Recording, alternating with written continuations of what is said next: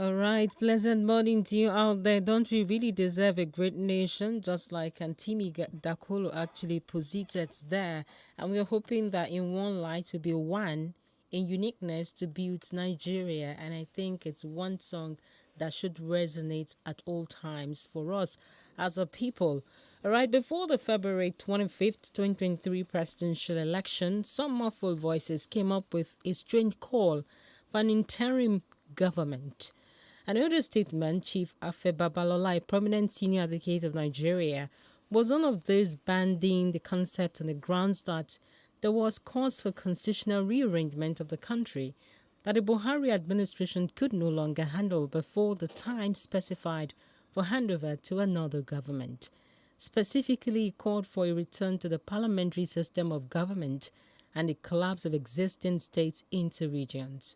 However, sincere and patriotic he might have been at the time, it was obvious that it would have been a dangerous route to take.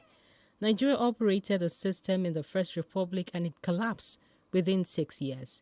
Then why did Chief Babalola, that's Afe Babalola, wait for the last minute to make the call at a time that politicians were already jostling for positions and so much had been spent by the Independent National Electoral Commission INEC in preparation for the elections? And that's a rhetorical question there.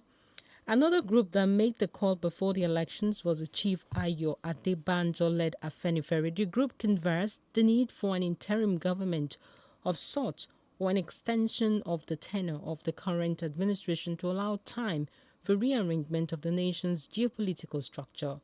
When the call did not receive popular support, Afenifere was quick to endorse the candidacy of Mr. Peter Obi of Labour Party. Neither Chief Babalola nor Chief Adebanjo has said anything on this after Bola Ahmed Tinubu of the All Progressives Congress APC was declared winner of the poll by the Electoral Commission.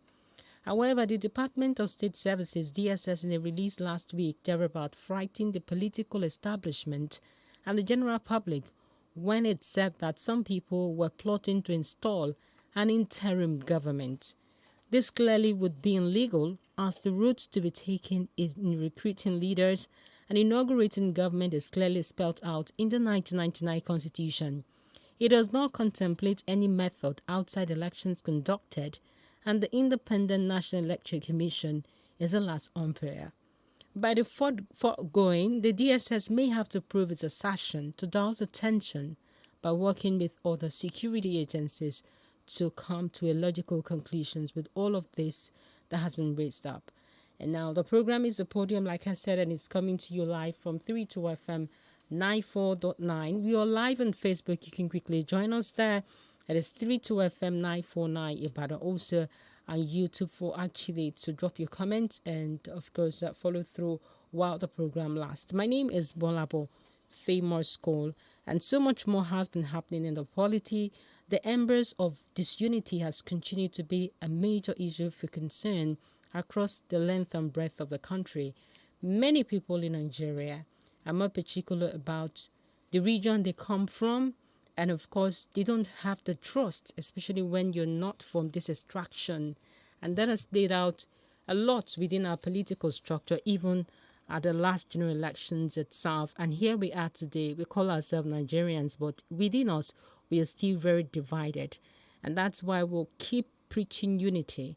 In spite of the fact that we are in the Southwest does not say that we shouldn't accommodate people coming from the East or coming from the northern region of the country, which I think is one thing our leaders need to work on very critically at this time. Whoever that is going to be taking the mantle of leadership may have a lot of work to do to unify Nigeria and to make us believe that we are one, in spite of our differences, in spite of our culture, our language structure, whichever way we may look at it, that we are still one. In spite of even our political interest, we are still one. All right, on that note, let me quickly introduce you to our guests. This morning, we have our first guest in the house. We have Dr. Wale Fashakin. He's the national president of alumni, that's alumni of the University of Ilorin, and is joining us on the platform this morning. I think he's going to be playing a universal role, not just because university is actually saying as a universal concept, because you're doing so many things that are complex and you're also understanding within that light. So he's coming on a universal platform. He's not coming as just a Yoruba man, but as a Nigerian coming from the academic world, because we're going to be looking at issues as it is and as it were. It's great to have you on the platform. It's my pleasure. Listeners at home, I wish you happy Easter in advance. I'm also the chairman of Association of Nigerian University Alumni. That is an umbrella over all Nigerian University alumni. Thank you for listening. All right, and also one of our panelists is in the studio. We have Professor Remi Ayede, who is also from UI. Thank God we have educationists in the studios this morning, and he's also been a panel on the show all the time. It's great to have you here again, Prof. Yeah, good morning. Good morning. Thank you. Yeah, and welcome, Doctor. Thank you very much, Prof. All right, Doctor, there are so many things that have been happening in Nigeria, and of course, I'm sure you've also been following very keenly. Let's look at so many instances of I want to start off with the Obi movement, the Obidati movement, and I want to call it the obedient movement as it is being used in the public, as it were. Now, there are so many issues that have been raised, and I want to start off with that of Wole Soyinka. Wole Soyinka actually posited that, see, this is not a game of a particular region. This is Nigeria, and we have a legal system where if you have your grievances, you need to channel it. And he is saying that the kind of criticism he's seen from this movement is not a welcoming one, is undemocratic, it's something that he cannot wrap his head around. But many of the obedients who are not really from the eastern region, they are also scattered across. You have some Yorubas also in this movement, and I've actually read a number of tweets. They came hard on Wole Soyinka that he's also part of the problem of the country because he has left the issues and is attacking individuals. But from your own perspective as a universal person, how do we tackle all of these instances? Do you think Wole Soyinka is actually causing more division in the country, as some of them have said? Thank you very much. I will start by saying, with due respect, Wole Soyinka's outburst is not even expected. In the first instance, he was not part of the voters. He was out of the country when the presidential election came up. If everybody has did as he did, who could have voted? If you don't vote, then you don't have any voice to criticize or talk anything about. I said it earlier on. I have been saying it on television and radio. If I happen to be in the panel of judges that is going to prosecute or judge on this electoral something, I will first of all ask the lawyer to tell me what happened in his polling booth. If you are not able to tell me what happened if either the election was rigged or anything that happened, then you are not justified by any means to defend all this issue. And secondly, Obi has tried. In the first instance, nobody expected how far he has gone. Nobody expected it because we said it doesn't have any structure. And without any structure, he's a person to contend with now. To me, personally, I could have allowed all these presidential candidates like Atiku has contested for how many times? Buhari was there for 3 times. They even said he went on television. This is the first attempt. To me, he could have allowed the court to have his cause. There shouldn't be any tension on the land because it's degenerating to a certain level now that if care is not taken and a leader doesn't come in to salvage this problem, it might generate to religion and tribal war. Wow. That's the way I'm looking at it. All right, Doctor, before we actually proceed, let me also introduce another member of the panel joining us on the program this morning. We have Barrister Yomi Ogunlola with us in the studios. It's good to have you back, Barrister. Yes. You took a break last week. Indeed. It's so wonderful to be back, and let me seize the opportunity to say good morning to Prof. Yeah, good morning. Welcome. And our wonderful guest. Yeah, Thank you very much. Nice to have you here. And of course, to GBOLABO too. I say good morning. Good morning, Barrister. All right, we have to pay some bills. We'll pay these bills and we'll be back shortly with our discussions in the studios.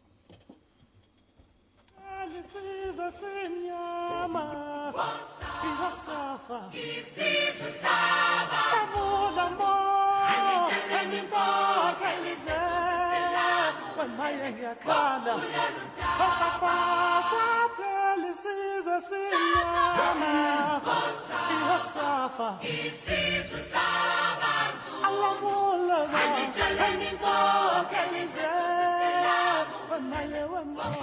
listening to 32 FM 94.9.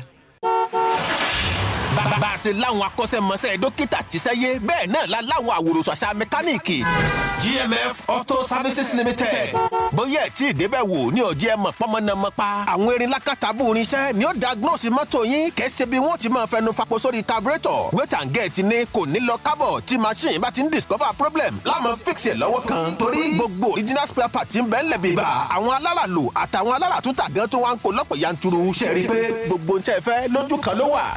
Yes, so our services, the consultancy, diagnosis, key programming, transmission repair, maintenance, spare part sales, plus plenty odonge things. GMF Auto Services Limited. Day for number 3, Oni Lane, beside White House Hotel, behind Boys High School, Labawo, Ogunpa, Ibadan.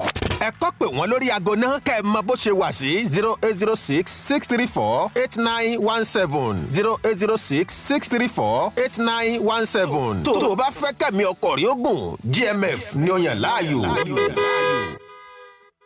Ibadan! Elections are over and it's time to come together as one. Join Benga Dink and friends at Laugh Matters the Southwest Unity Tour. Featuring Q-Dot, FaZe, SGXY, Jesse King Puga, Oke Bakassi, Funky Malam, Omar Baba, Dr. Smile, Baba Laria, General Lack, DJ Sexy, Baba Kamo, Archbishop, Wally Agba, Lepashos Bosse, Nepa Boys, Koja, Tai Chi, Paul the Good Guy, and more. Regular 3K, VIP 10K, Table of 8, Gold 250K, Platinum 500K. Tickets available at Fuko Supermarket Outlet, Gracie Mart Akobo, Grand X Store Outlet, Ultima Restaurant Outlet, Filmhouse Cinema Dugbe, and Samonda. Hescent Palms Mall and online at ariatickets.com. Date is the Sunday, 9th of April. Venue, Jogos Center Ibadan. Time, 3 p.m. Powered by Maltina and Goldberg. Supported by the Oyo State Government. Laugh Matters, Ibadan. Kosi Pressure. Media partners. 32 FM 94.9. 32 FM Play and Win Show. Enjoy radio like never before. Radio that gives you more. Radio that makes you happier. Calling on your radio. Play some game and win some cool cash. Let's do this. Do what? All I do is win, win, win, no matter 32 FM Play and Win Game Show. Every day from 2 to 2:30 p.m. on the Laughter Station, 32 FM 94.9. You are a listener. Get to call in on your radio. Play some game with Lumi and win yourself some fantastic prizes. I bet you don't want to miss this.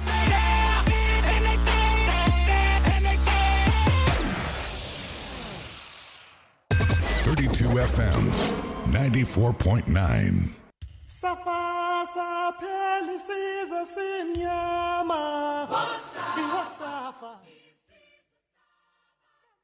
So 32 FM 94.9, and of course the program is still the Podium. You're live on Facebook, 32 FM 949 Ibadan on Facebook and also on YouTube. We have our panelists seated already, and our guest in the house is Dr. Wale Fashakin, the National President of University Alumni of the University of Ilorin. It's great to know that you're still here, Dr. Fashakin. And like before we went on that particular break, you had issues with Wole Soyinka filtering or looking into these elections and of course condemning what Dati Baba Ahmed has said on one of the national TVs that it was much unacceptable, the kind of language he used, and that he was asking that the president-elect should not be sworn in, that he is not a court, he cannot do that. And now he's also saying that he could be fascist. He could be a fascist, the way he sounded. And of course, he titled his discussion, Fascism on Course. Now, would we say that Soyinka has overstepped his boundary, given the fact that he has a wealth of knowledge when it comes to even the educational walls, and of course, he's being part of the government, so to say, in one way or the other? You see, there's two ways to it.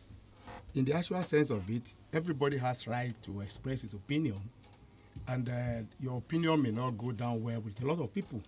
But there's one point I've been making. This is not the first time we're having a presidential election. We have been having this presidential election for how many years now? And there have been court cases. There is no election, there's no presidential election without court case. And that has not stopped the president-elect from being sworn in. The case will continue. There are times the case continues to 2, 3, 4 years. But what we are advocating is that they should hasten this case so that we can see it will not linger on till 1 year or 2 years. Because I've been wondering, if a governor is elected and at the end of 2 years it's been nullified, his election has been nullified, what happens to the numbers of days he has Do spent? we have any precedents in that light to see that I'm talking about governance. I'm not talking about. I say if a governor is elected and the election is being nullified and haven't spent. We are even talking about presidents. Well, I'm just making. But do we even have a precedent like that? No. Even a late Yadwa came out and said even the election that brought him into power was not clean enough. Was faulty, and now we allowed it go. You see, there is no election that is perfect in the whole world. Even if you see that of Hillary, Hillary and in the U.S. They, at the time the election was on, I was in the U.S. And the point was that Hillary, did not. There was a problem that they said their server was hijacked, but the American policy has been so good that they do everything possible to prevent and protect their country. That is the most important thing. We Nigerians should do as much as possible. We've gone a long way anyway. Now people are agitating for interim government. People are talking about parliamentary system of government. Maybe when we go further, we go in deep as to why that parliamentary system of government was concreted by the military government. So, but for me, what Wole Soyinka has said, he was expressing his opinion, but we should not go, he's an elder, I've said it earlier on, for the fact that he did not even participate in the electoral process, he did not vote. I don't think anybody has the justification So I think that you think that's a sin. He didn't even participate in the election. That's enough sin for him. To me, he's not being productive enough. That's my own opinion. Okay. Yes, that's my own opinion. If he didn't vote, because if everybody sat at home and they decided not to participate, all will have voted. The numbers of people that voted is not enough. It's more. It's less than maybe 30%. Those who did not vote has more power to change the whole system if they have voted. That is in a polling booth unit where you have about 500 voters and only about 150 came out to vote. The voting pattern could have been changed if about 70% of those voters came out. So for the fact that Wole Soyinka, with due respect, was jettisoned out of the country, was he afraid that something might happen? Why is he now back to start telling stories and taking a very serious decision that can a little bit have a very diversified effect on the process? For the first time, I think this will be the first time Wole Soyinka's patriotism will be on the check. But then let me quickly go to Barrister. I'm just okay, you want to say something that like wondering Prof. Why would think that Wole Soyinka should intervene in the manner that he has, because I think the point that is at issue is his description of the obedient movement as fascist. And the question is, why would he describe them that way?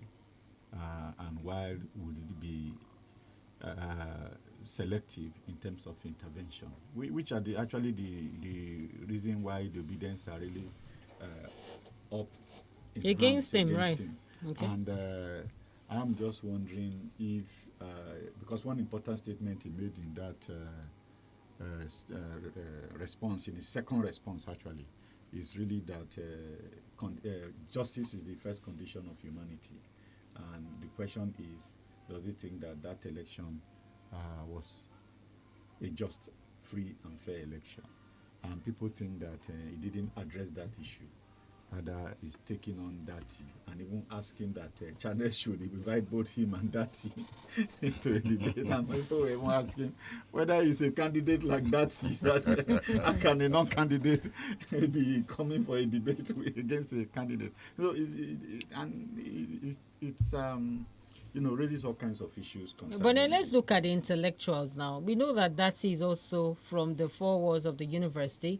And we are also aware that Soyinka is also somebody from that particular wall. He's a poet and somebody that has won literary awards. Now, if you look at all of those instances, we might understand that he wants to engage in based on knowledge, based on exposure, and that could not be as a result of politics. What so put to say, that in the public light is not his ownership of a university. In fact, I don't know if that is an academic. I think it's not.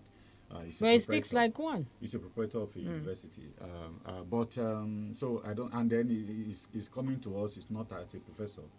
We don't even know him as a professor, but as a vice presidential candidate of the Labour Party. And Professor Wole Soyinka is not a candidate in this election. He used to be a member of the People's Redemption Party. Maybe he still is, because that party has mutated over time. But I don't think we are looking forward to a vice presidential candidate who has gone to court, because we must also know that because Wole Soyinka gives the impression that they are preempting the court. They are even making allegations that, and I don't know why you want to take on the obedient movement and then equate that, for instance, with that movement. So there are quite a number of issues that I think is raised by that. It's also interesting to take Wole Soyinka with Chidi Amanda Adichie, because she also raised some issues. But in the case of Chidi Amanda Adichie, which I find very instructive, she declared her position that she's obedient, that she's for Peter Obi, and she's partisan. And that's actually what we normally require, that you should declare your conflict of interests when you are making it. So the people are saying, why didn't Soyinka for himself tell us where he stands, rather than pretending or posing as somebody who is fair and just when his argument is standing in opposition to obedience. Let's not forget that he is saying that the issues are in court. That why don't you allow the court to decide? He's the one that's not allowing the court to decide, because the candidates have already gone to court. So why didn't he also keep quiet and allow the court to decide? All those statements that he has made concerning even the claim that Ayola, the Chief Justice, went to visit Tinubu and all of that, it's in the public media. So it's not for us to decide. The parties involved are already defending themselves. So he's the one making a claim, because the issue has not rested. He's the one making a claim that report was false. So those who put the report said they have evidence that they actually met. Those who are supposed to have argued that they never met. So Soyinka has taken a position, and actually that's the point I'm making, that if you have taken a position, say this is my position, then. So in one word, Prof, are you saying he's being partisan here? Just as Adichie is partisan, he's also partisan, clearly partisan. In fact, the Obedience have accused him of being a benefactor of Ashiwaju, and he said that during one Ashiwaju's colloquium, one of his birthday colloquium, where he declared that he had been a beneficiary of Ashiwaju. So that clearly makes him a little bit, and then the Obedience have also argued that he doesn't even have a local standee to make those claims, because they went back to history about the strange man in the radio station who hijacked over an election. So I think those are some of the things that are in the public layer, and it's left for people to decide what they think. All right, Barrister, what do we make out of this discussion? Yes, thank you very much.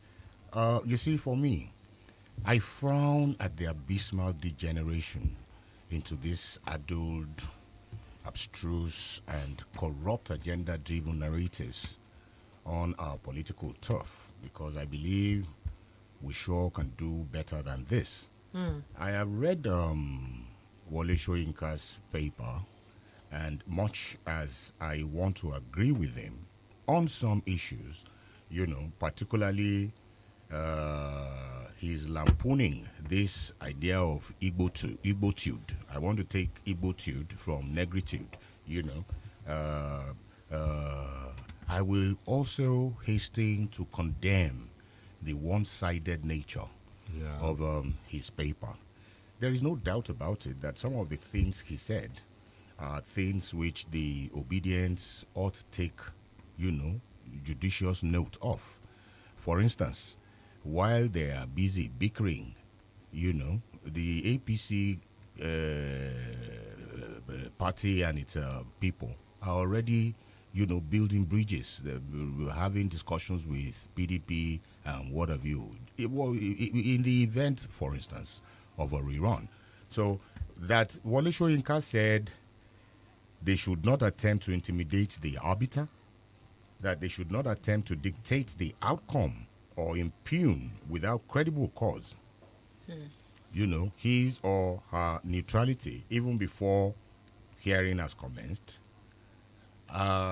being, ground rules of just proceedings, I agree with him to that extent that the obedience should have another look, at things.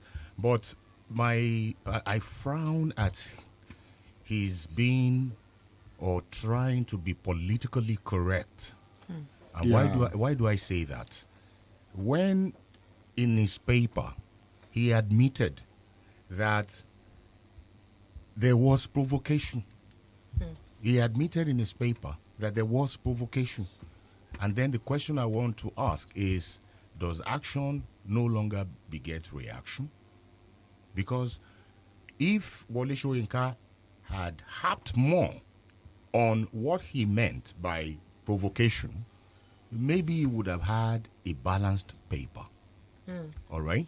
That's on the one hand. And then I saw him tilting more towards the error or fallacy that came with the DSS, interim government pronouncement, because I start asking myself a lot of questions. What does Obi Dati have the wherewithal to install an interim administration? So his paper, which he called the beginning of fascism, who was he referring to? I don't know. Who are the fascists? Is it not those who are holding power that are, tending towards fascism? Because as you can see, there is an attempt to model the press. You saw what Onanuga did with Channels TV. All right, and he did make mention of that. But he did not amplify his position. All right, Barrister, we have to take some moments. Okay, we'll take some moments to be back with this conversation. We have to pay more bills.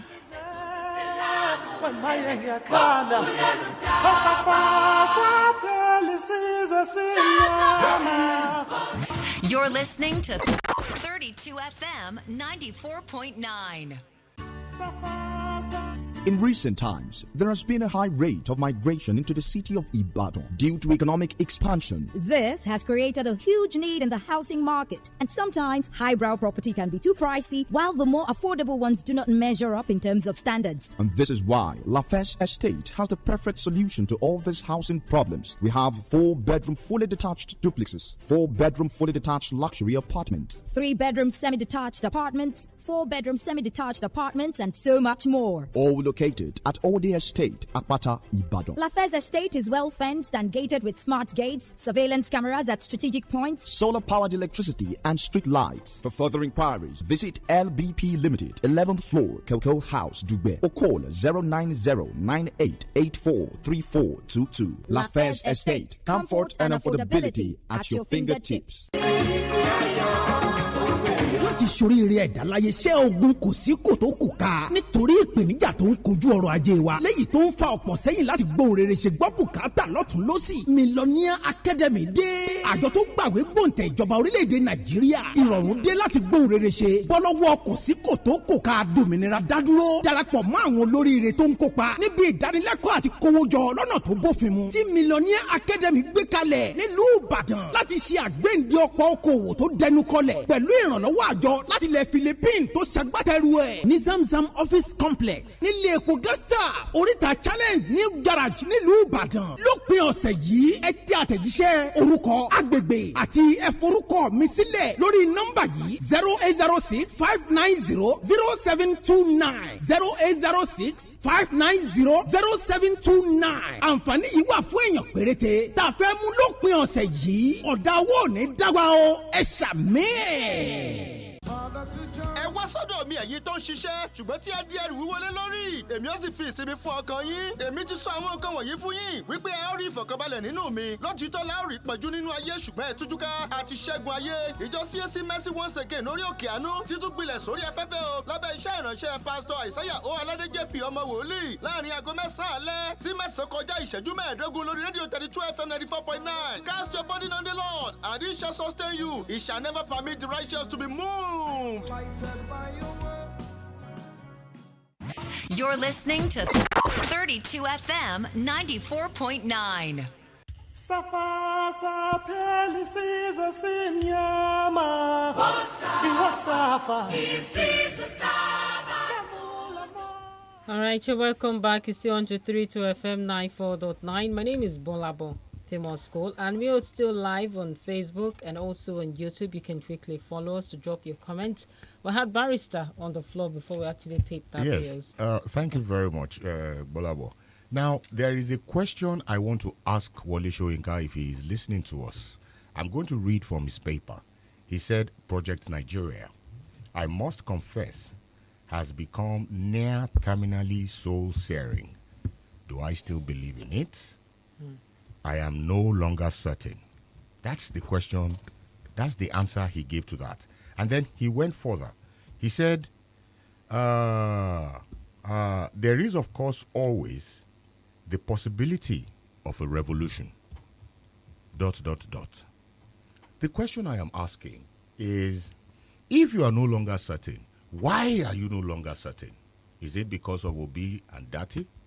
Or because of the maladministration of APC? He is not clear on that. He should have made that very clear. If you are talking about revolution against what? Against Obi Dati? Or against the maladministration of the APC government? Because, you see, when you look at things as they are happening, I think Wole Soyinka was very, very economical with the truth.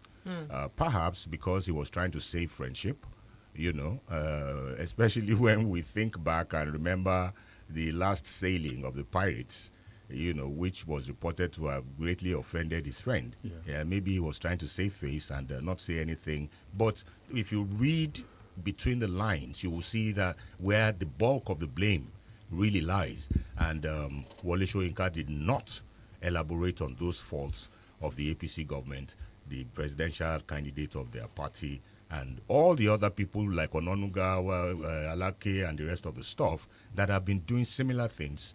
They are accusing Dati, of having done. So that paper was, in my view, very, very biased. But then he has actually invited Dati to a debate. Don't you think this will clarify some of the issues? What debate is he looking for? What debate is he looking for? What debate? Is he a candidate? Is he a candidate? Is he actually...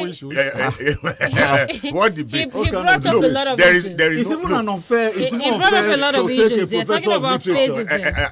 I mean... Nobel laureate to go and be debating with Dati. Dati, for waiting now. Upon what? Over what now? There is no doubt about it. I listened to Dati's comment, and that is why I said earlier that his position on maybe the Igbo-tude, like I called it, there is no doubt about it. The Igbos really need to have a rethink, you see, because they should be very good students of history. I see the Igbos as not having learned from history. If you go back, to 1966, the same thing that happened in 1966 is what played out in 2023. Because when the 5 majors struck, there was celebration all over Nigeria, in the north, in the east, in the west, in the south, until the Igbo-tude came on board. And Igbos started claiming, the victory for themselves. That was what led to the revenge in July. And look at what happened in Lagos. Somebody like me, I am not an obedient, but I wanted a change in the government of Lagos because I don't believe in dictatorial democracy where a man has been ruling one state for 24 years and where there are allegations that the money that is coming into that state is not reflected in its development and, in the welfare of its people. They've been different people. No, but what do you hear? You heard the man when he was campaigning now. Only one man built Lagos He said he built Lagos now. Why did you say there are many men? He's saying he actually laid the structure. Maybe that's what he said. Which structure? I wanted us to quickly look at this. Wole Soyinka said that he warned Obi that if he lost the presidential election, it would be as a result of his followers' attitude. And let me quickly go back to our guests in the studios this morning. Dr. Wale Fashakin, do you think the attitude of the Obi movement actually pulled them down? Because they are not even in the second place, they are in the third place, but they are more talked about than even the articulates here. Now he's talking about attitude.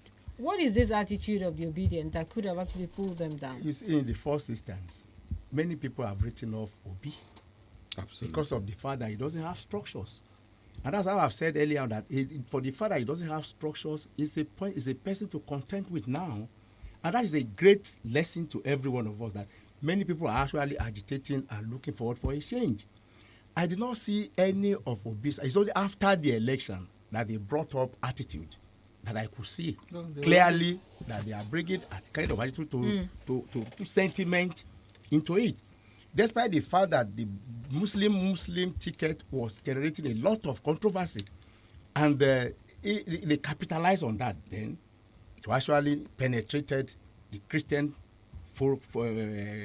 kingdom and the eastern side of the country. But despite that, what happened during EndSARS actually motivated the youth in Lagos to actually looking for a change. But I don't quite agree with Barrister that said one person has been ruling Lagos for quite a decade. There have been changes in the governors of Lagos. There have been a lot of the governors have been ruling, but despite the fact that we have a leader that actually overseeing what is happening. How influential could Tinubu be on all of those governors? That's the question mark. That is the problem. He parted way with one of his governors, Ambode then. Ambode paid dearly for it anyway. Fashola was almost paying but for the fact that Fashola, for the good work of Fashola, he couldn't have his way. He learned from the experience with Fashola to stop Ambode. So the fact remains that, to me personally, I'm not being partisan this time around. We are looking for a leader that can actually lay the pace for others to follow. Like we said, is a pace setter. If Tinubu have not laid the foundation and the projection of what he was expecting for the next 20 years, we've been having this thing in Nigeria, and I've been saying it time without number, that we have policies on paper in Nigeria, fine policies on paper, but implementation is the problem. We have been having policy for 2020, 2000, the Vision 2000, Vision 2010. Has it actually been actualized? But really, don't you think it's also going to be a problem in your state? Because now Seyi Makinde, it's been believed that if he performed like he said, like what he did in 1.0 and he said 2.0 is going to be different, that the same thing will happen here. Whoever Makinde raises up as a successor may win the election, like what has happened in Lagos. Don't you see that also playing out in a state like Oyo? I don't say it that way anyway. It takes a lot of things, a lot of courage that to put into this. How many people have Makinde made during these 4 years through this tenure that is going to an end? There's a way you be. There's a leadership trace that you see in person. Me personally, I've been saying it too. I've been saying it time without number. Please kindly let me chip this in. Okay. If you justify that happening in Lagos, then why all the hula baloo in 2015 to unseat the PDP? PDP also had plans, and especially now that we have come to see that most of, what was campaigned, what was used as campaign against the PDP came to naught. No. All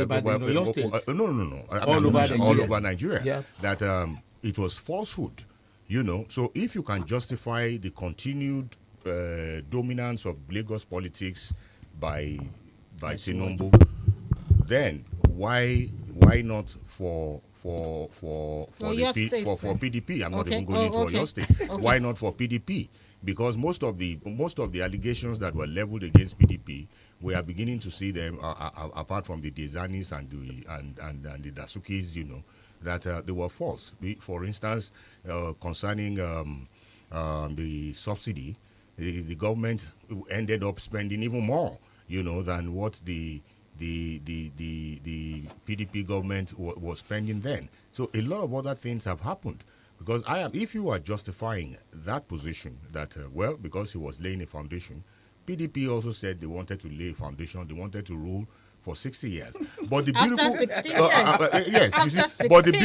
beautiful, the beautiful thing is when the APC unseated, the PDP, so many things came into the open. Many things that would have been hidden. And that's what we're asking about Lagos too. So many things are there. Allegations are flying up and down, but nobody knows the truth until there is somebody else to review their books. All right? And that's why I called it absolutist democracy. And that is not acceptable. You see, and Wole Soyinka did not call that fascist regime in Lagos. He did not call it fascist. Well, let me just say, a house that divides against itself cannot stand. PDP might have a very good plan for successions, but have they really put their house together to make sure they work towards it? You see what happened during the last presidential election? If the house of the PD has been put together, they could have won that election. But when the party is saying, don't mind him, they can go to places, we will win it, we will do it all alone. Those are the problems we are having. And like I said earlier on, to me personally. The interesting thing about what you are just saying is that, normally we do analysis after the event. Yes. Because imagine a situation where Atiku had won. Will you be going to the division in PDP and all of that? You forget that that's one part of the explanation. Exactly. What about the second part of the explanation, that we couldn't upload anything on that day? But because you have to close your eyes to that one. You see the results? No. The failure of INEC. From the polling unit. From the polling unit. Yes, but to me, that shouldn't be an issue. Personally, it shouldn't be an issue because all parties were represented in each of the polling units. They have agents, which is more authentic. Is it the uploading? Okay, you mean they should not have gone to court because that is not an issue. What I'm saying is that what is more authentic? Okay. When they have agencies in all the polling units, and the result was given to them, and they signed it, and it was not even strictly saying that the result will be uploaded that same day. They said within 7 days. So if you see something, and who said within 7 days? That's the act. They should upload within 7 days. That's not the act. No, it didn't say they must be uploaded that very day. It didn't say that. It wasn't like that. No, I think the position of the guideline is that the guideline is that it should be uploaded even before the level the collation to the IREV. You know the problem we appear to be having there, and going by a subsisting judgment of the court, that when it comes to guidelines and regulations and guidelines, the INEC is immune from it. That the INEC is not bound by it. If you look at the provision on transmission of uploading the results, yes, the Electoral Act says the results should be uploaded. No, it's actually INEC's guideline, not the Electoral Act. No, the Electoral Act permits them to be able to do so. Yes. Within 7 days? No, it's not within 7 days. It's the review that is within 7 days. Exactly. So and if we are to take that into cognizance, then you will see that INEC is given that discretion on how to run its operation. Yes. All right. Anything could have happened, why they may not be able to upload and all that. Yeah. Their manual processes could be acceptable and so on and so forth. Yes. So I do get your point that it is at the election tribunal. Yeah. That will be settled. Truth would emerge. Yeah. because That's the point I'm making. The Beavers is just an accreditation machine. Yes. All right. So and the form, is it EC8A? Now it will be the one to now show that these are the number of voters and this is the pattern of the but we can't conclude about their status until the courts decide. Definitely. That's actually the point I'm making. Because it says we should just ignore all of those things they've signed, they've done it. You can't make that claim. It's the court that will make the claim. We cannot. No, I said which one is more authentic? No, you can't decide that. It's the court that will decide because you don't have them. Actually, the question is that if you had been able to upload it for all Nigerians to see at the appropriate time, then we probably will not be where we are. All this argument will not arise. But once you have not been able to do that, that's foundation. Because the OSS, you could have asked, why did they say they would do it in the first place? There's this issue of hackers. Yes. Now, how do we place the chairman said there were no hackers. But we heard from the ICT. The chairman said there was no hackers on that day before he announced the result. Exactly. That's not Patami, it's not chairman. The chairman said there were no hackers. I think we should be. And he went ahead to do the announcement. He careful. said he has confidence in the return that he has received from his officers. Gentlemen, which is okay. I think we should be careful because this matter is subject so that let's not preempt the court. We don't go into the merits. Otherwise, DSS we can carry all of them except me. No, because I was the first to say the court will decide. reminding you that the court. Okay, so they can take the two of them away. Yes, because I've always been saying that the court will decide. But the fact remains that all the political parties have their collating centers where they got all this right from the polling unit. You believe that? Yeah, but they raise objections. Let's wait for the court. They did. They raised objections. Even at the National Collation Center, some of them even walked out of the place. I think what concerns us the most now is this issue of fascism, because we really must address it. Okay. Yeah, there is sorry, Prof. Yeah. There is a video trending, now. Of an interview with Yemi Osinbajo. In 2015. Yeah, in 2015. Yeah, I saw where that. he was telling them that they will set up a parallel government. So, and if you have laid such a precedent, can you be heard to now be complaining about what is happening? People are only following. That is even more treasonable. That was even more treasonable. All right, gentlemen, we have to actually proceed, but we'll come back in rounding up with that of Wole Soyinka. But quickly, I want us to also touch on this aspect of what Obasanjo said, former President Olusegun Obasanjo, that there are some individuals fanning the embers of disunity in the country, and is actually issuing a stern warning to the next leadership of the country to be wary of this and ensure that division, ethnicity is one issue that is well addressed. Maybe I should start off with Prof before going to our guest. Yeah, now, what do we make out of what Obasanjo was I think it's an advice rather than a warning, and it's proper. The important thing that I see there is that former President Obasanjo has come to terms with the reality that there's a president-elect. Exactly. Because previously he was much more caustic, concerning the election. So generally, I think we expect the president-elect on assumption of office to run an inclusive government, to try to promote healing and reconciliation, rather than fan the embers of division. And you can also see that he started that long before now by visiting Elumelu and showing that it's not behind those guys who are trying to divide the citizens and residents of Lagos into different ethnicities, showing that he will recognize anyone who has contributed to the development of that city and the country in general. I think that, yes, we need to promote unity, we need to promote reconciliation, we need to go beyond all these caustic exchanges for which the discourse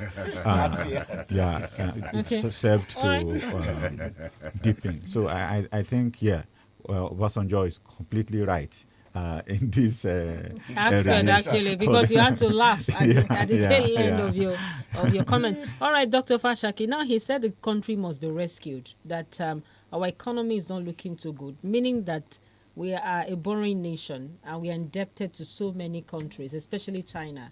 I think at a point in time, even Exim Bank rejected some of our requests for loans.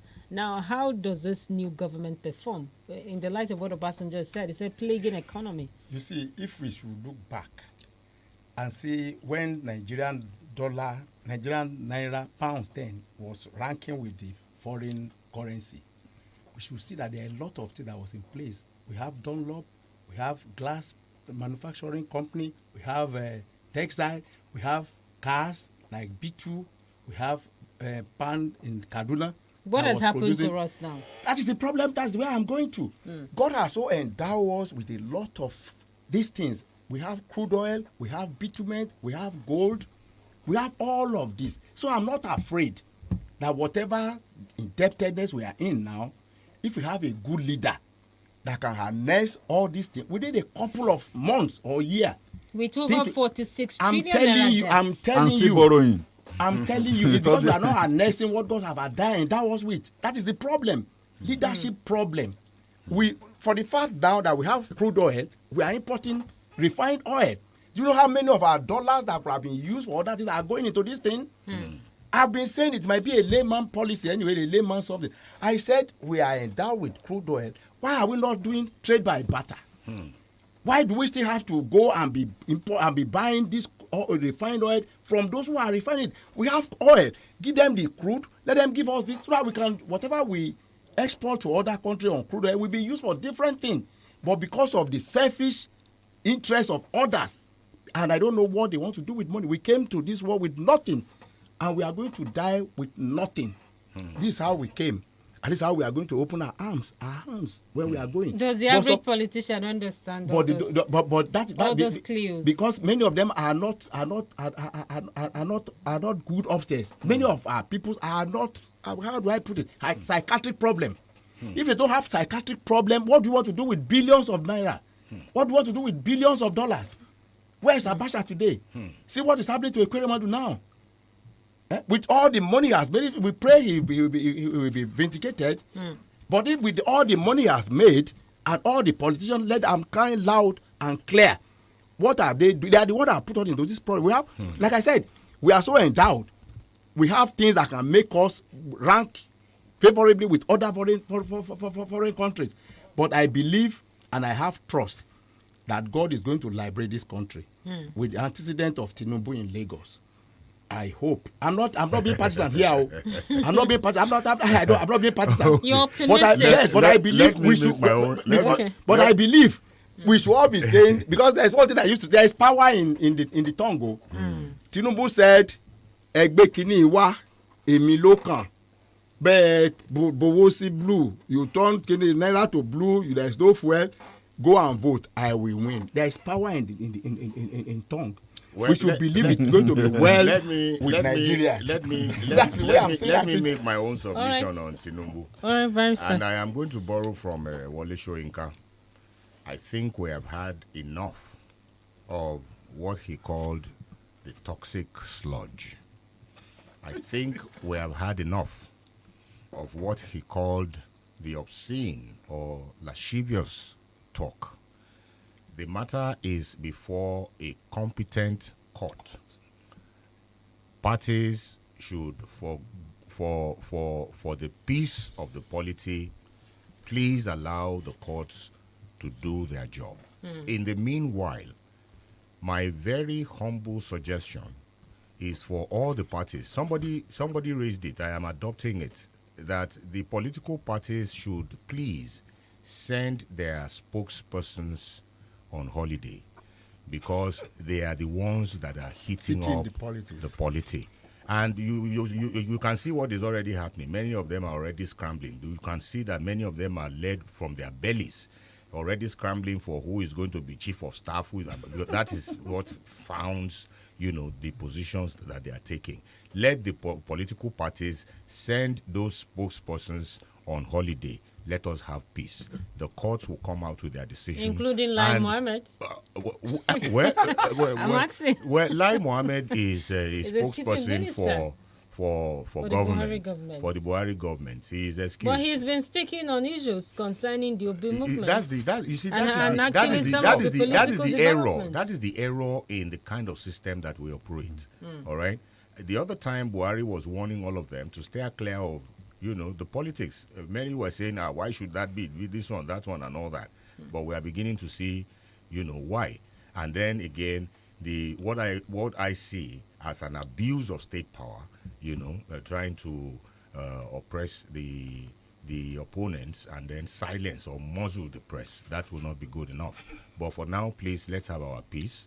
The courts will decide the matter. Everybody will abide by it and allow Nigeria to move on. Like my brother said, this is the time for us to start putting the problems we have on the table and finding how to resolve them.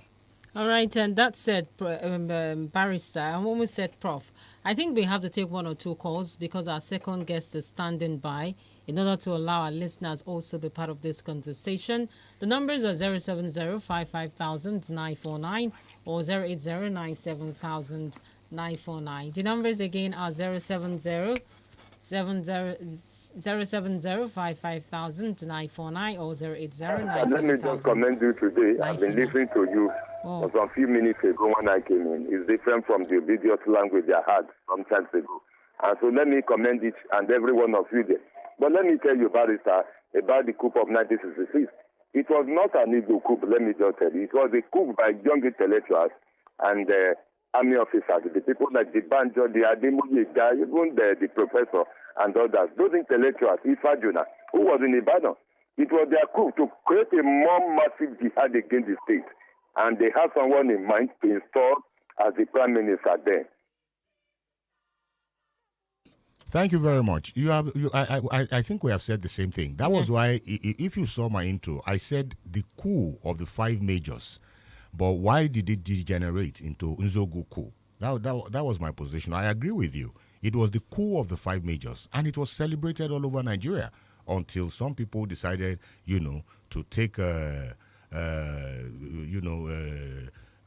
do I?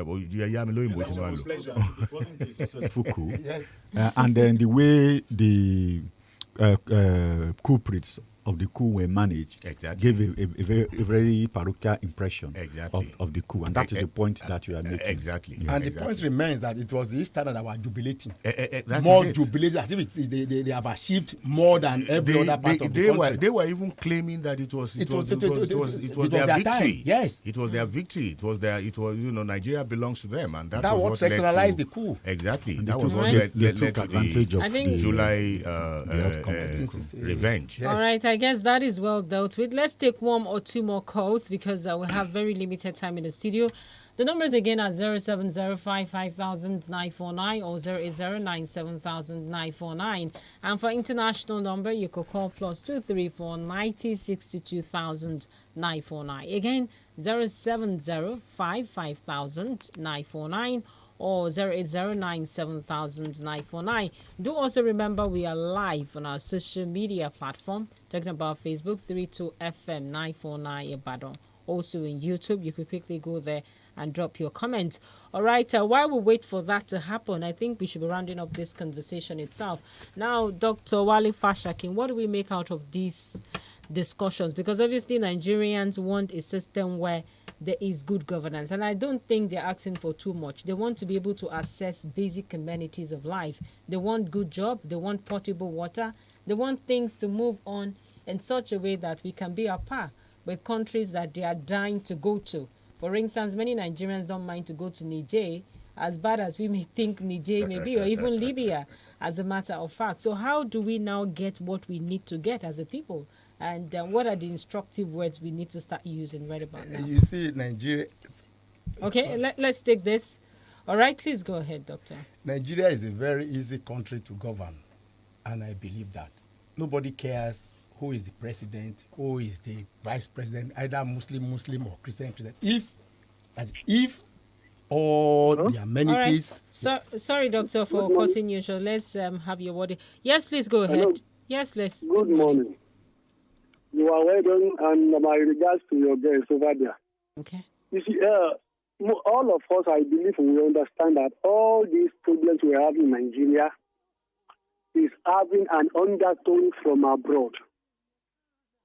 I want to suggest, until we begin to let these our colonial masters and these Western people know that we know that they are the source of our problem before they can even go back from us.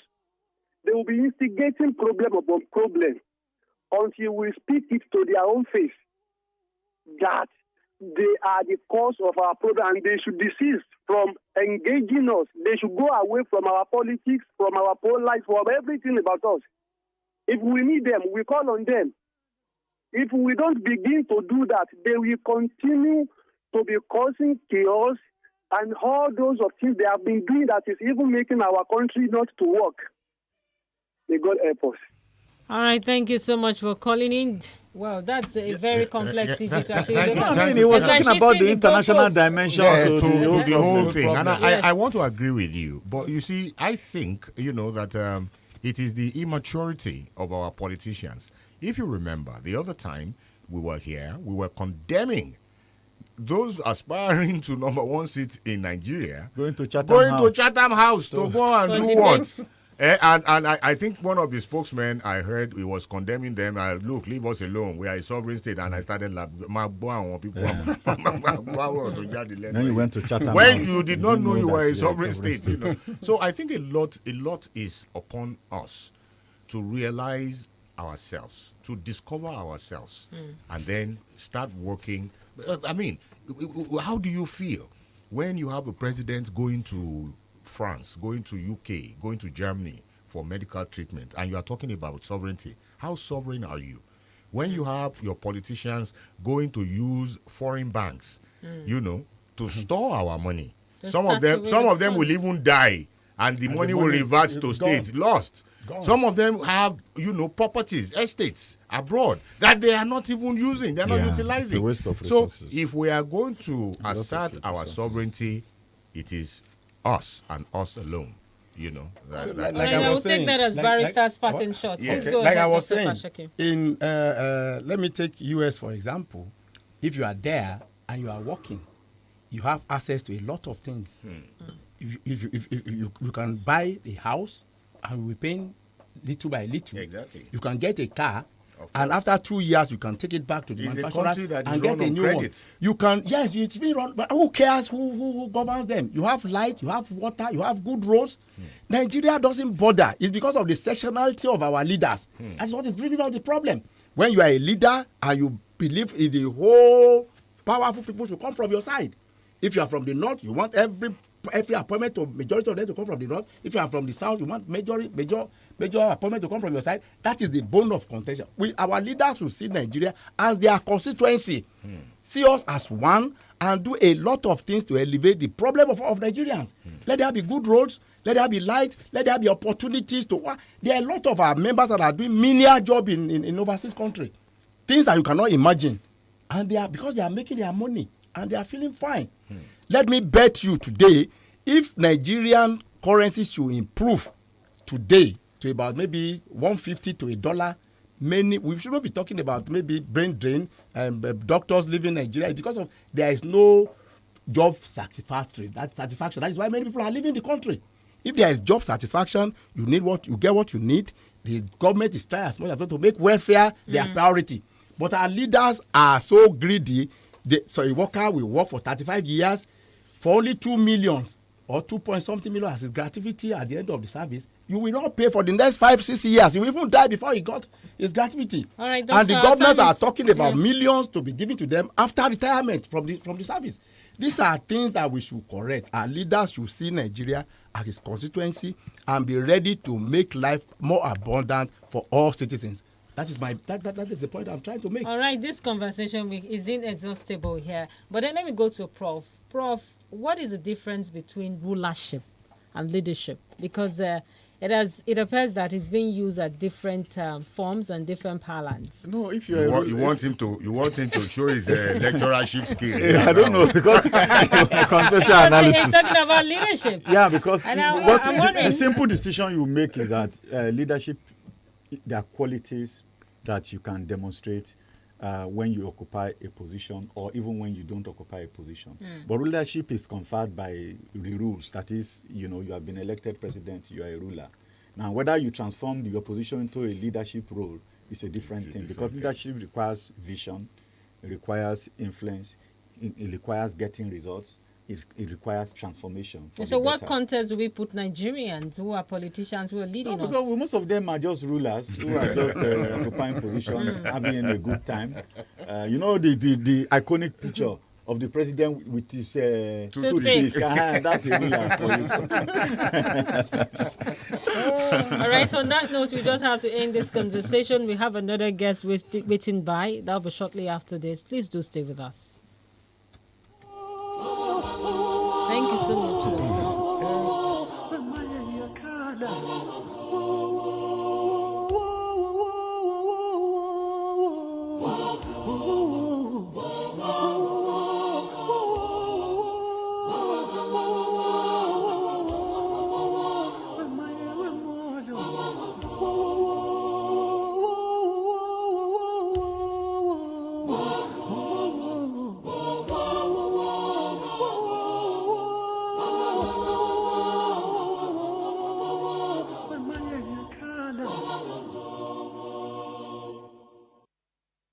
Safasa pelisizo simnyama Iwasafa Isizo saba Kavula mo Alichaleniko Kelize Wemaye wemodo Safasa pelisizo simnyama Iwasafa Isizo saba Kavula mo Alichaleniko Kelize Mayengakhala Pasapasa Pelisizwe Sinyama Iwasafa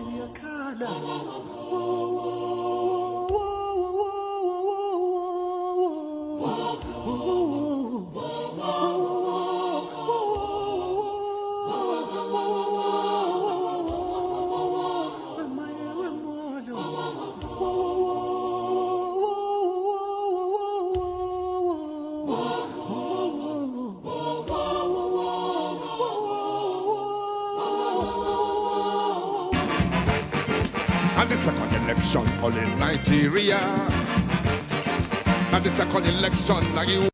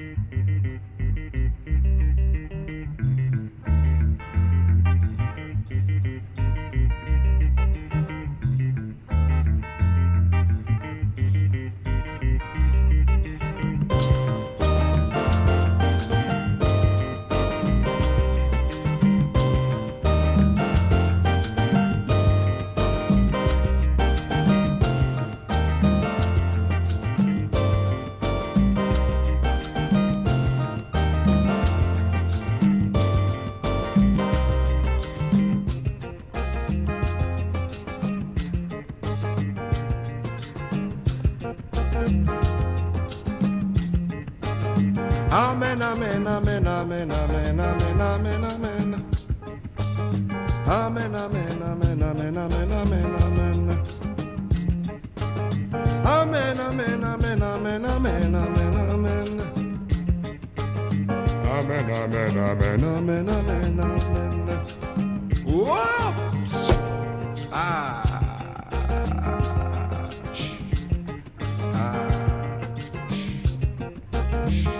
To Jesus Christ our Lord. Amen. Amen. Amen. By the grace of Almighty Lord. Amen. Amen.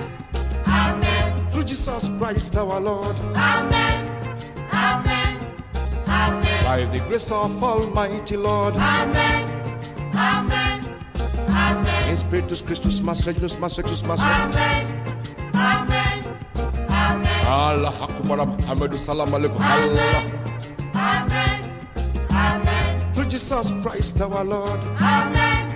Amen. Amen. By the grace of Almighty Lord. Amen. Amen. So I waka waka waka. Waka waka waka. I go many places. Waka waka waka. I see my people. Waka waka waka. Then they cry, cry, cry. Waka waka waka. Amen, amen, amen. Waka waka waka. Amen, amen, amen. Waka waka waka. Amen, amen, amen. Waka waka waka. Amen, amen, amen. Waka waka waka. I see ya waka waka waka. Waka waka waka. I go many places. Waka waka waka. I see my people. Waka waka waka. Then they cry, cry, cry. Waka waka waka. Amen, amen, amen. Waka waka waka. Amen, amen, amen. Waka waka waka. Amen, amen, amen. All right, you're welcome back. You're still on to the podium on 32 FM 94.9. My name is GBOLABO, famous school, and of course, we still have a panelist in the studio, Barrister Yomi Ogunlola, and of course, Professor Remi Ayede is also with us in the studios, and we have another guest joining us right about now, the Director of National Orientation Agency here in Oyo State, Mr. Kayode Odedokun. It's a pleasure to have you join us on the platform It's this a pleasure morning. being here. Good morning. Good morning. Listening. All right. I want us to quickly review the elections together. We always think that the NOA has a lot of responsibilities in terms of sensitization and also ensuring that the voters know their rights and responsibilities during an electoral process. But for this election, many people would say that where is the NOA at a point in time? And I know that that's a big question. We should have had the NOA do this. We should have had the NOA do that. Now, as a matter of fact, were you silent? Let me ask the question. If you have to look at your performance before the elections itself. Okay. Good morning, listeners. Good morning, the house. I must say I laughed when you said the NOA should have done this. I want to say that throughout the election, before the election, after the election, we worked. And our work counted. And I want to say that here in Oyo State, we can tell you that the election was peaceful, the result was acceptable, and as much as possible, to the best of our understanding, I think it's perhaps the fairest election we have ever held in Oyo State. Kudos to everyone involved. Kudos to NOA too. As much as I can tell you, we are saddled with the responsibility of sensitizing, mobilizing, enlightenment, re-enlightenment, all manner. It's jack of all trade. But at the same time, as regards the election, we will ensure that we went to the crannies and hooks and crannies of the state, ensuring the people knows how to vote, where to vote, and how to cast their vote. But I must say this, dealing with the mind is evolving. You might say it now, I might grab it, sooner or later I might forget it. Perhaps that could account for why we have a lot of voided votes. Because I was a little disappointed when you compare the figure of the voided votes that we had in the elections, both the presidential and the governorship election. You will discover that it was quite big in terms of figure. So you were not happy because you've done a lot of due diligence. Would you say you did a lot of due diligence? Yes, we did. What was the pattern that we are looking at here? Were you going to the grassroots, the local government? Were you using the media? Because this is not to compare you and Mrs. Dosumo. I know when she was there as the NOA director or your state, she was virtually everywhere. And she was always granting interview. Now, would you say that was the case with you? You were able to go to everywhere using the media, using the local medium, and of course using community leaders, using mosques, churches, all of those avenues to get across to a large quantum of voters? I must give kudos to my predecessor. She did so much. And I must tell you, we learned a lot from her. Okay. I will say that I want to say that we adopted almost the same approach, but with the resources available. With the resources available. Don't forget that we have officers in all the local governments. And when we started the enlightenment, we did this in a big way. We used the House of Chiefs in the state, and we invited all stakeholders. The media were there. And I want to say with all emphasis that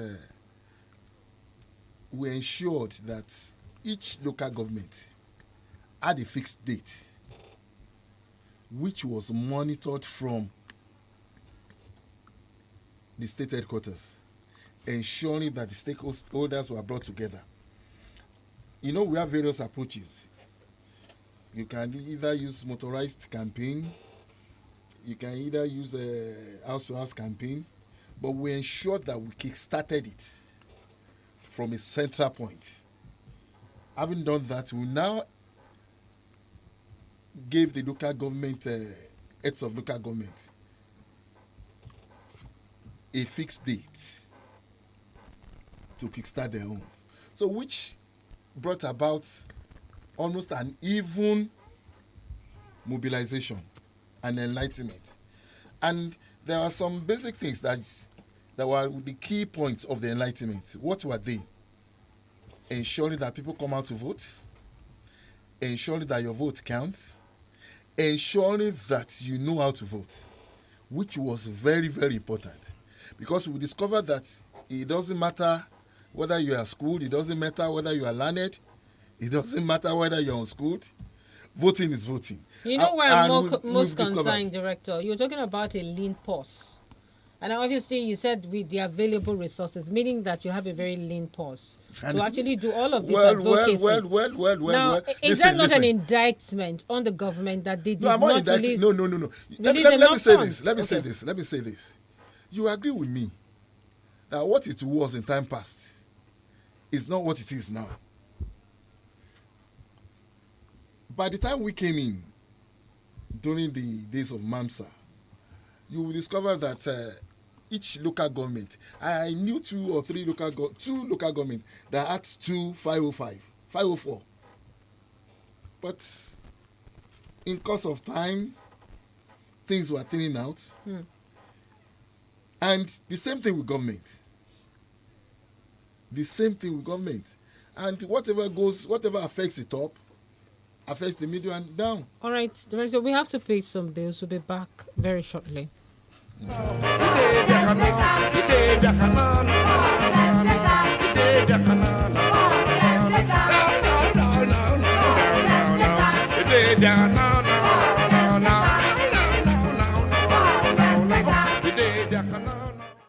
You're listening to 32 FM 94.9. Ibadan! Elections are over and it's time to come together as one. Join Benga Dink and Friends at Life Matters the Southwest Unity Tour. Featuring Q-Dot, FaZe, SGXY, Jesse King Puga, Oke Bakassi, Funky Malam, Omar Baba, Dr. Smile, Baba Laria, General Lack, DJ Sexy, Baba Kamo, Archbishop, Wally Agba, Lepashos Bose, Nepa Boys, Koja, Tai Chi, Paul the Good Guy, and more. Regular 3K, VIP 10K, Table of 8, Gold 250K, Platinum 500K. Tickets available at Fuko Supermarket Outlet, Gracie Mart Akobo, Grand X Store Outlet, Ultima Restaurant Outlet, Filmhouse Cinema Dugbe, and Samonda. Hescent Palms Mall and online at ariatickets.com. Date is the Sunday, 9th of April. Venue, Jogos Center Ibadan. Time, 3 p.m. Powered by Maltina and Goldberg. Supported by the Oyo State Government. Laugh Matters, Ibadan. Kosi Pressure. Media partners. 32 FM 94.9. mo ní kí n rán yín létí ni o. ṣé ti wáyà ni. mi ò létí yín yà mo tiẹ̀ jẹ́rìí yín pé tiẹ̀ lè gbàgbé. pé kí ni. pé lọ́jọ́ àìkú Sunday tó tún bọ̀ yìí ńlá kọ́tún ètò ta lómolúwa. ṣé tọ́pẹ́ fọ́làánú máa ń ṣe ni. tó ní gègé àrà ọmọ ìyá àdúrà máa ń ṣe ni. mo mọ̀ láago 11 àárọ̀ sí 2 lọ́sàn-án. ẹ ti gẹ́ẹ̀tì ẹ̀ jù níkànnì adẹ́rìn-pòṣónú 32 FM 94.9 láti jọ máa kí oríkì Olódùmarè tẹ́ ó sì tún máa jẹ̀bù tẹ́ ẹ bá ti dáhùn ìbéèrè láti inú Bíbélì. ètò ta lómolúwa tọjọ́ àìkú Sunday tó ń bọ̀ yìí tún máa dùn yàtọ̀ jọ. 32 FM 94.9. Waka waka waka. I go government places. Waka waka waka. I see. Waka waka waka. All right, you're welcome back. You're still on to the podium on 32 FM 94.9. And of course, I guess it's Mr. Kayode Odedokun. He's the NOA or your state chapter chairman of the director of the commission. Now, you're actually going to a point talking about the purse of the NOA as an agency of government. You see, what I was saying indirectly was Nigeria has a lean purse. Nigeria as a country, not just the agency. Not just the agency. And whatever happens, whatever affects the top, affects the middle and down. So indirectly, what we have been able to do is to look inwards and adopt a much more available approach You will discover with me why most of you felt, I mean the media, within the media space, felt, well, maybe you knew I wasn't there. We felt the grassroots needs much more mobilization and sensitization as compared. We used a number of media houses to friendly media houses anyway, friendly one. Which are the ones that are no, not friendly? I wouldn't say that anyway. Because I'm wondering, because we're not part of it, so maybe I'm wondering. I wouldn't say that anyway. That, we used a number of media houses. There's some criterion for that. No. You see, it depends on the level of acceptability, the level of... But for the NOA, do you have to make such choices? Because now you're dealing with varieties of people. Let me tell you, no. The thing is this. In Ibadan, for example, we have around 53 or, to be specific, about 50 media houses. And unlike what we had in time past, when it was NTA, BCOS, and a few other ones. Now, how do we do it? All right, let me pick. Evidently, we can't come to you without you saying we should come with I do understand, but there are partnership deals you can actually enter into. But let me go to Barrister. Barrister. Yes, thank you very much. You see this director, I have told him before, he's being economical with the truth. And why do I say that? You know, in the good old days, NOA, you will be hearing their adverts on all the radios, their jingles will be screaming here and there, you know.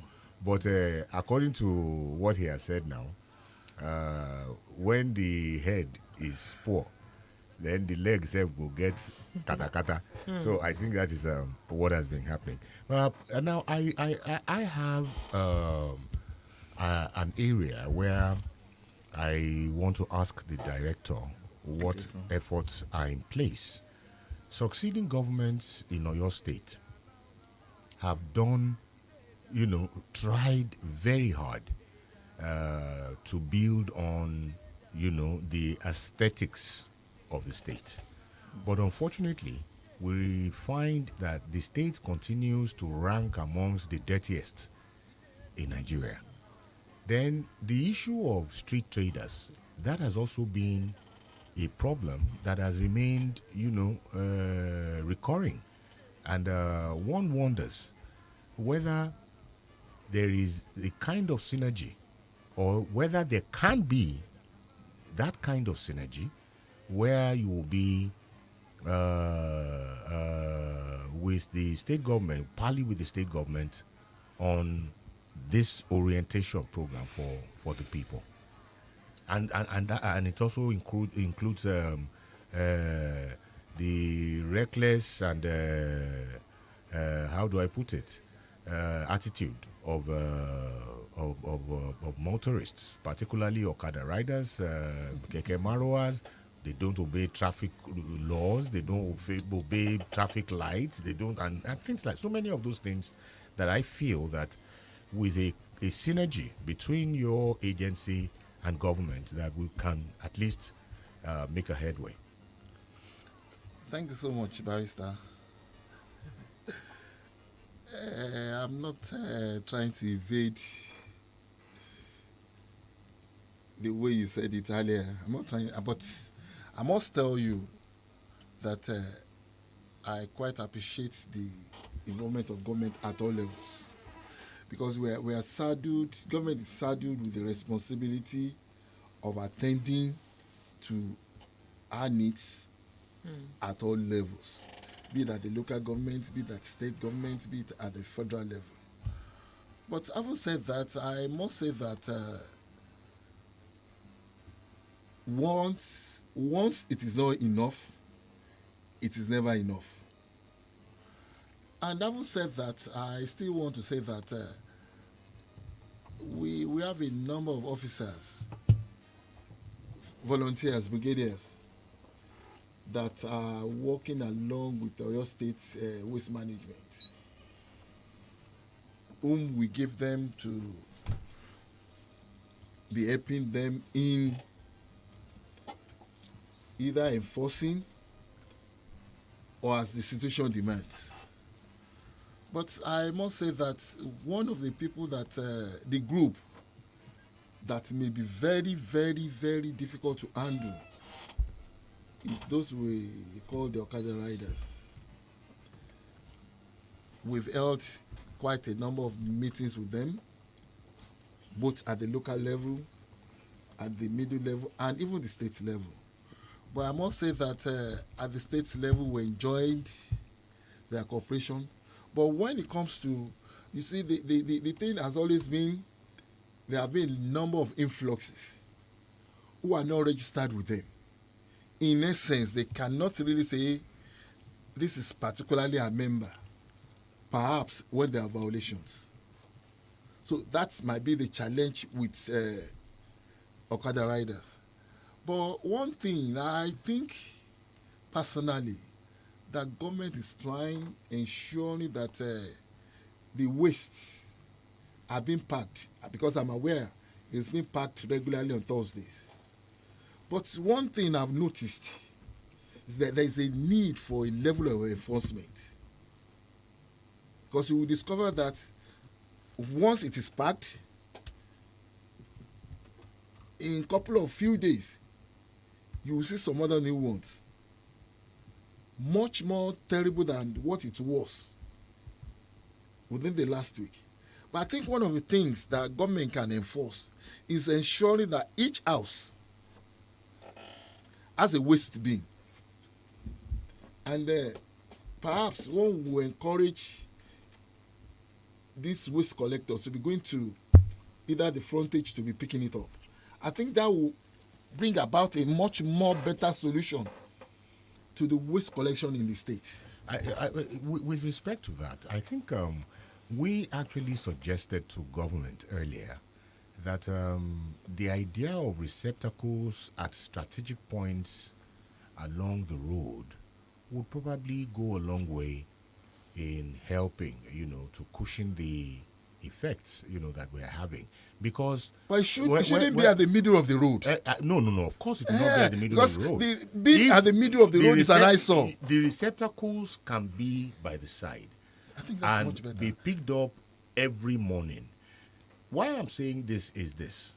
Look, Nigerians are having to pay for too many things. Okay. All right?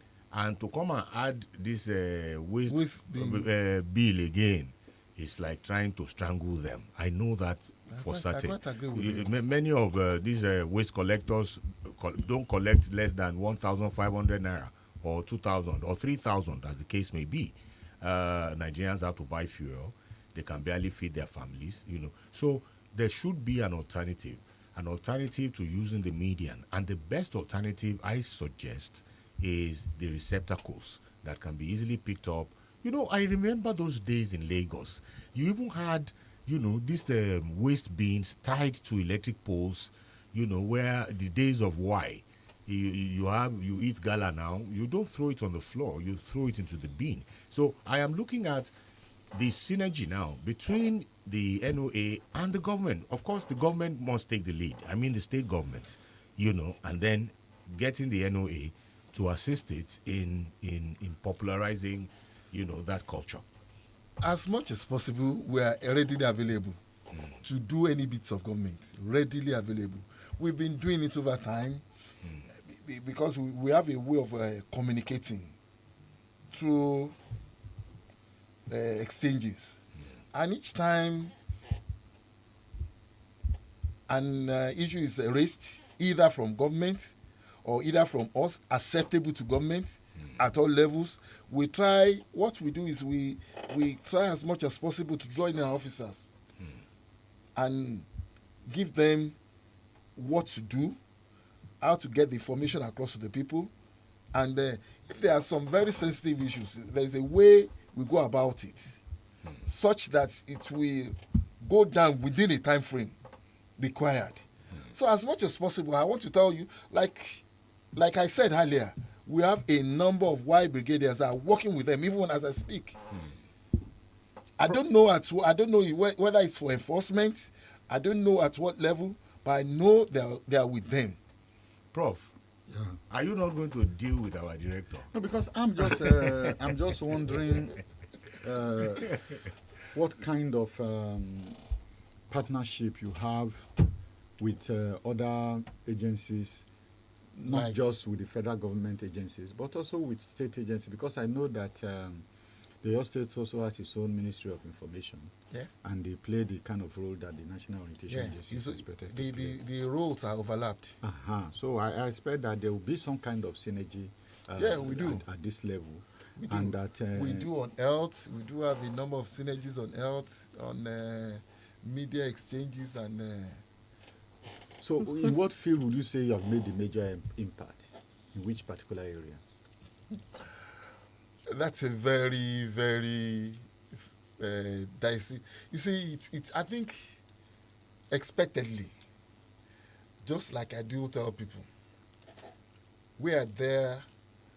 Like if I have to write a promotion exams now, I shouldn't limit myself to just the scope of the NOA. And our scope is very wide. What do I mean by our scope? Our scope is everything. Are you following me? Everything. You are expected to know everything. So what you are supposed to know is you must know what goes on around you. In essence, I wouldn't say, but as it unfolds, like the election, we did our best. The census is coming up. I'm going to take you up on that census. Okay. And now I'm wondering how much more the level of awareness you've actually given the people. Now, for a state like Oyo State, where culture is a main thing, I'm not also saying that there are not enough Christians. We have a lot of Muslims. And we know the practice of religion is something that is very sacred to many people. Yeah. And now, if you talk about a predominantly speaking Yoruba state, we have a lot of Yorubas now. And of course, you have to explain things to them in the language that they understand, in a body gesture, not also forgetting that they have their own religion and culture. How are we going to have? You've promised that there's going to be a kind of even spread in terms of information and also allowing everybody to be part of the process. How much more have you been able to synthesize the consciousness of the people for this census? Thank you so much. Before the elections, we had started working on the census. But in the mindset of government, we were asked to step down major effort on the census. Why? The election was on. But in the last couple of weeks, there have been memos basically on census. And before the Easter break, we have started working on materials on census. One, we discovered that a number of people want to move to their localities, which is not required, which is not even acceptable. Okay. It's not acceptable. And so what is the format going to be like? What is the process going to be like? Fine. The process is stay where you are. One, unlike what it was the last census, this one is more digitalized. Why? Because one, if I'm out to count, there will be a control room monitoring what I'm doing. And from this control room, perhaps I missed a house. Perhaps I was unable to meet those people in while I got there. At a point in time, from that control room, my attention will be required. That have I forgotten? Are you trying to get the link there? Okay, I understand. Now you're being monitored by control exactly. room. That's the process. I just want the process is being monitored. Well, we are looking at Elogwenru axis, just creating a kind of pictorial example here. Okay. Or even on You live in Elogwenru? No, I do not. I'm just trying to look at those areas that are very far inside. I know your state is actually very big. Very vast. And now you're dealing with an area that doesn't have adequate network in terms of this digital network you're talking about, they don't even have internet connection. I've seen people who live in such areas that they're like, if I get home, I cannot get connection until I come out to the city area or city center. Now, how does that digital network that you're talking about going to work in those access? As a matter of fact, I'm not a technical man. Okay. Right? But I'm so much sure that the MPC will overcome it once we get there. You're a stakeholder here. No, listen to me. And you are also in Nigeria. Listen. I never denied not being a stakeholder. I'm a stakeholder. Okay. But I'm not a technical man. Okay. And there are some technical things that I cannot answer. Okay. Like there was a message that I needed to work on this morning. And I was telling a colleague of mine that I don't really know what exactly to do with it. And she was no. What do you mean? As an what do you mean? As an director, no, you don't know what a digital system. No. Listen. Aware. You see, I'm trying to improve myself. No, let me come in there. Don't mind Thank you, my barrister. Don't mind Golabo. She doesn't know that you are not learned. No. Okay, maybe he doesn't belong to the Gen Z. He belongs to the silent generation. So as a result of that, we can pardon him. But he's handling a very critical position. Oh, no doubt about it. No, now, Director, there's something you said earlier, and something just came to my head. Thank you. You said in partnering with the state government, you named some specific areas. I'm going into health. Yeah. I want to know in what particular aspect, your engagement is in the area of health. A couple of days ago, I saw a news item. The National Commission on Human Rights was taking up issues of abortion, in Borno State. And we know that abortion is one vexed issue, in this part of the world, your state too. Many fake quack doctors here and there, the use of contraceptives, and we're losing quite a number of our children. So I wanted to ask, which area, particularly in health, are you involved in with the government, and how are you going about sensitization? Thank you so much.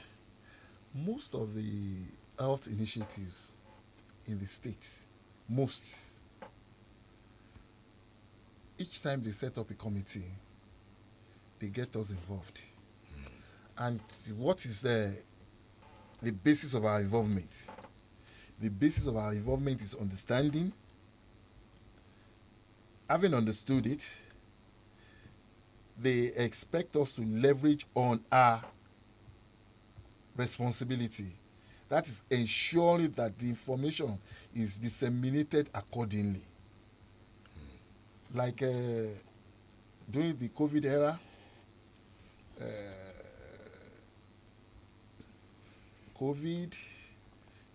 various immunizations, various ones, be it measles, be it whatsoever, they ensure that we get involved. Haven't gotten involved, the information is now expected to be disseminated along the local governments and the wards. Let me just have you hold your thought while we also open the phone line so that we also have contributions, especially for the census, because no matter how we look at it, as I was saying, it has a lot of political undertone. Because you see, one thing I just want to say as regards the census is this. Regardless of the political undertone, I think the most important thing is let people stay where they are. Wherever you are, you'll be counted. Because this one has to do with house and human being counting. And as such, you can't count the houses without ensuring that the people are counted equally. So I want to use this opportunity to appeal to our people. Are you going to produce jingles to that effect to run? Oh, evidently. We have a number of jingles already. I think Bob can be All right, let's just open the phone lines right about now. The numbers are 070-55,000-949 or 080-970-949. 949. And for our international audience, +234 90 62,000 949. And we're still live on Facebook in case you have one or two questions for our guests in the studios this morning, talking about the director of NOA here in Oyo State. That is Mr. Kayode Odedokun is still with us in the studios, and he can actually answer some few questions that you may have or gray areas you want him to touch. Now, I still want to delve more on the census. Now, it's been believed that census is actually not a true capture of the population or the statistics of the gender that we have in an environment or in a locality. Now, we're looking at the issue of culture and, of course, religion. Now, some people will say their spouse, for instance, are not allowed to come out. They are not expected to be seen in the public. All right, let's take this before going into the question. Hello, good morning. Good morning. My name is Ben. All right, please go ahead, Ben. Yeah, thank you. You see, I thank you for this good job you have done. Until you begin to bring people like this for our engagement before we can have a better Nigeria. There are a lot of agencies and organizations that they are just collecting salary without executing what they are being paid for. Like this particular man you brought now, I thank him for whatever they might have been doing. But let's be asking them, how many churches have they reached? How many more? And let people from that place call in and confirm that. So when you are given a stewardship, you are expected to do it to the optimal level that people will be giving you kudos. Where we are having a national orientation agency and people are still lagging behind because of lack of necessary information that doesn't even cost anything, and you are being paid. That aside, about this population census or whatsoever we are calling it, how many of it do we hear other developed countries doing? Why can't we have database from the beginning, from the grassroots? Each maternity, every hospital, why can't we have a NOA there or something like that, or NPC, that each birth, and even there is a law that will mandate it for everybody, even if you give birth at home, you must go to hospital before. Say that they will collect this NPC, this birth certificate. All right. He was asking about judicious spending of these monies, and of course, being able to say you're accountable to some of this expenditure. For instance, it's saying that how many churches were you able to get to in terms of mobilization and advocacy? And secondly, for the population census, it also asks questions around this area. I had the first question clearly. Okay. Let me just answer the first question. I appreciate him for asking that question. But I want to say emphatically that as much as I appreciate him, if he's a grassroots man, you will discover that perhaps for the elections, we were everywhere, particularly the grassroots areas. And even in the state, one woman challenged us one time. I still have a message on my phone. And I think along the line, she now discovered that what she said wasn't true. She was gracious enough to send a message to me that, no, I commend you. I've seen you are working. But, you know, it depends on which side of the coin you fall to. You might not see what you are doing.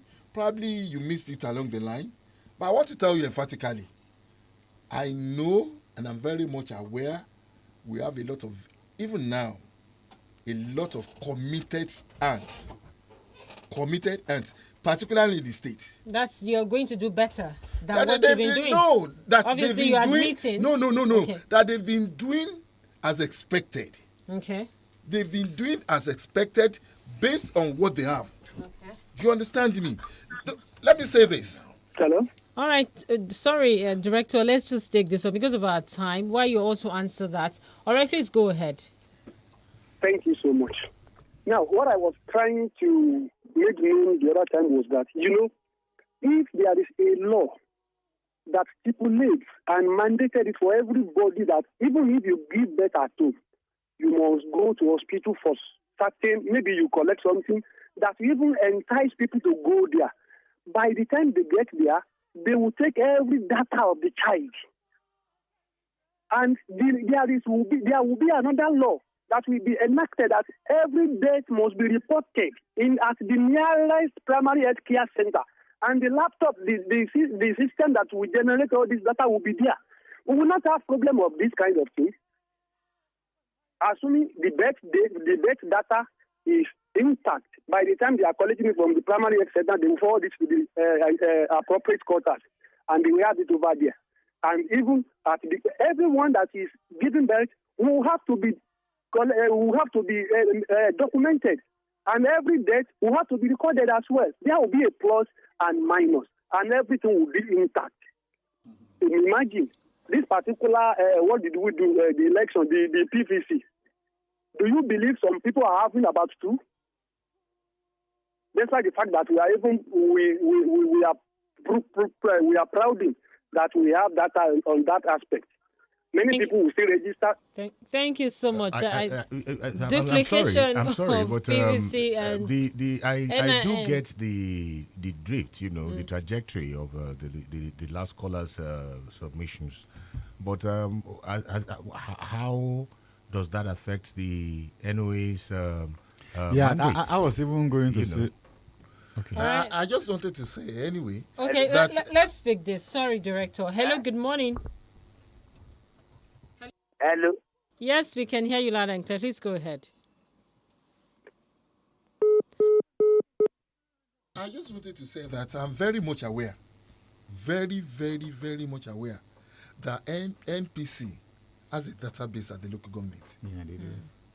I mean, it's you can't. The most acceptable birth certificate now is from NPC. And once you don't have it and you've attained a particular age, you have to pay to get it. At infancy, it is free. At a particular age, it is free. But once it gets to that age, maybe 18 or thereabout, you have to pay to get it. Which means what we are being taught is ensure you register every birth and every date at the local government. And as you can only get it from the local government, not the state government.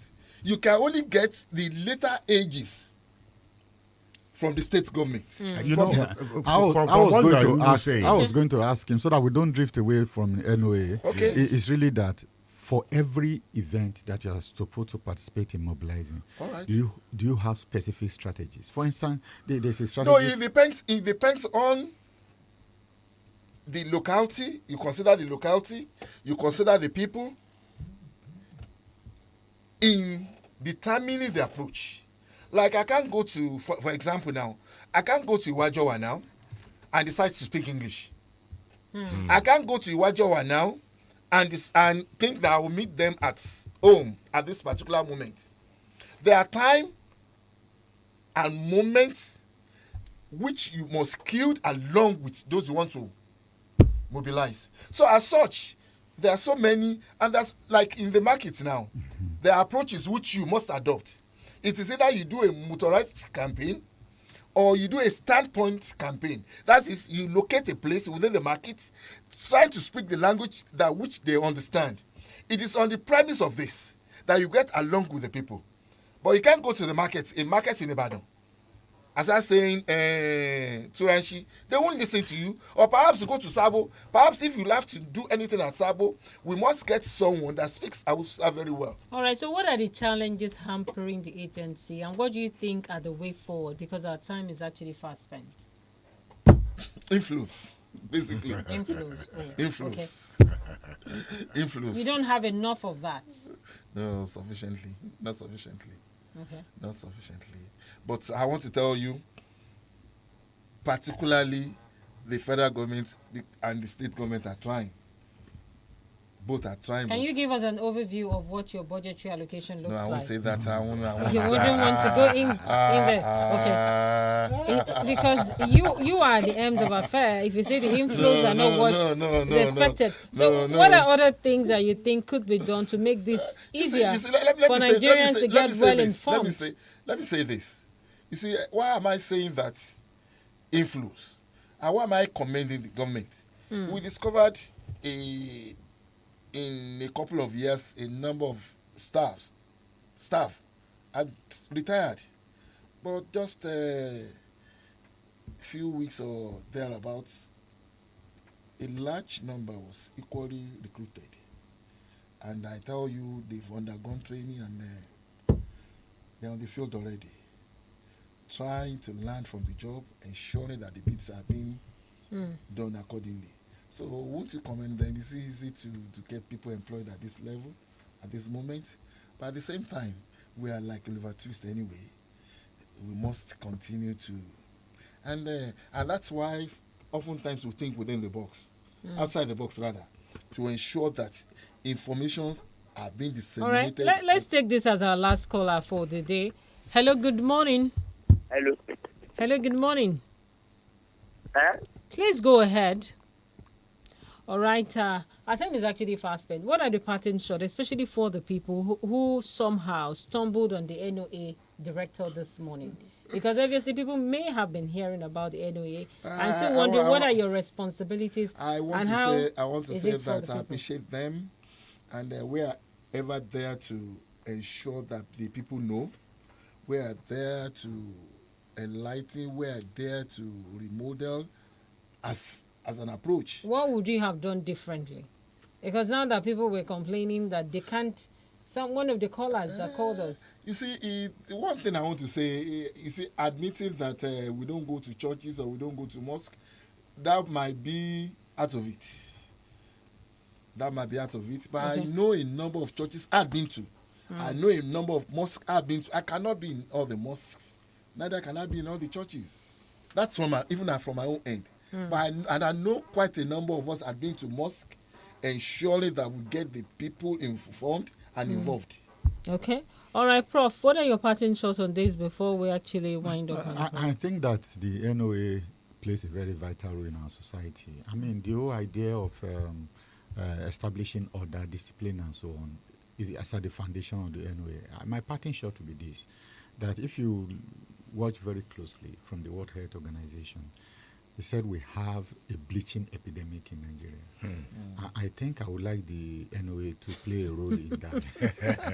I'm wondering what's the connection here? Yellow What's fever. the nexus? you understand?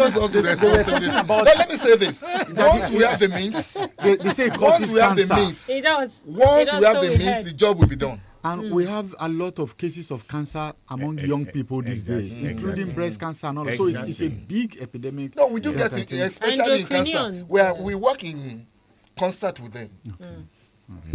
All right, Barrister, we have to go. Yes, my parting shot is this.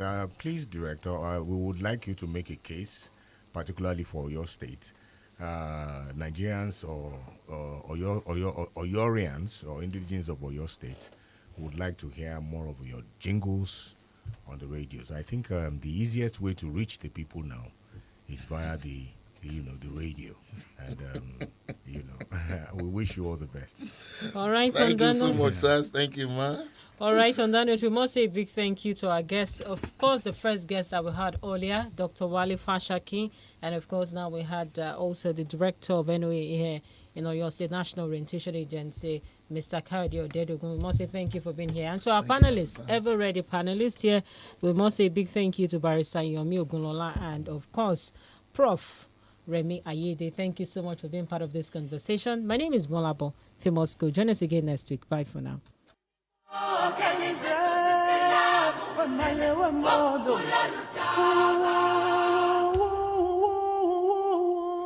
Election all in Nigeria.